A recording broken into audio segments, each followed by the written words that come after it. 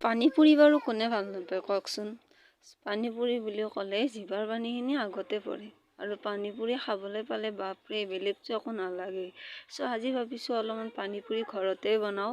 ঘৰতে পুৰিখিনি বনাম বুলি ভাবিছিলোঁ, কিন্তু টাইম নহ'ল। চ' ৰেডিমেড পুৰি আছিল, মই সেইকেইটাকে পুৰি লৈছোঁ।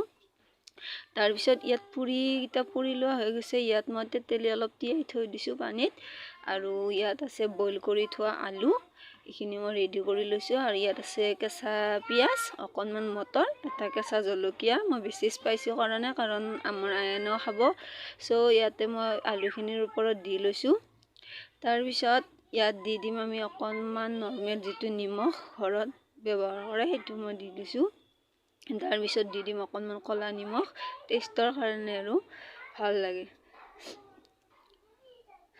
তাৰপিছত আমি এইখিনি বস্তু ভালদৰে মিক্স কৰি ল'ম।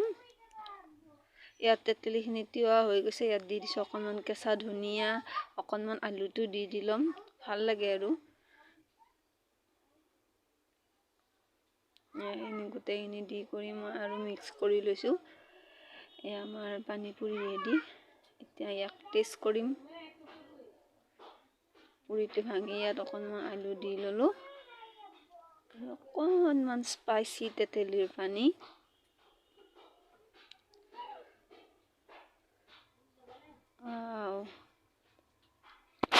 বাই।